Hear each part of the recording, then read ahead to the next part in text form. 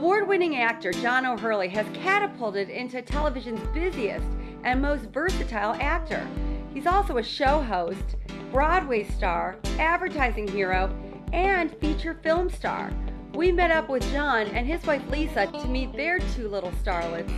Of course, their dogs. This is the first dog that I had some 14 years ago. Remember that? I remember it all that well. 14 years ago. That's Scotia. He's a purebred Maltese.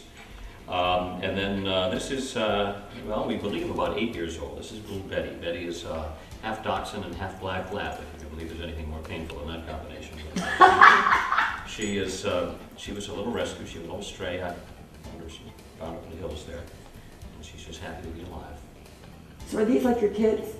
Oh, absolutely. Yeah, they really are. Babies. They really are. We do plan on having children, so they won't have to take any sidestep to them. But Right. we do. But until that point, we do. They are our babies. I tell John as I walk around with Betty every day, I say, when we have a child, who's going to hold Betty? Or who's going to hold the child? Right? I don't think Betty will let me put her down. Now, how did you name your dogs? How did you name Scotia? Well, Scotia is actually kind of a perversion of a Japanese word that means a skoshi, which means a little bit. And when I first got Scotia, you could put him in the entire, this is how he fit. So that's the name kind of stuck. And then Betty got the name because actually Scotia's best friend growing up was a Jack Russell Terrier that used to come visit Scotia every day and spend all day with him until about 11 o'clock at night. And when he would then have to go home to his owner.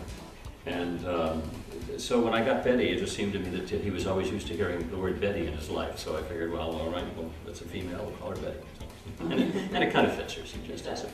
She's precious and very demure. She doesn't have the white gloves, but Yes. she parades. Very ladylike. Very ladylike. Now it's funny, everybody asks us, whose were the dogs before we got married? And they were both his. They really were, but I don't know if you've noticed it now. they have gravitated to her. Yes, Now, the mother. They're getting mothered for the first I have time. to plead for time with my dogs now.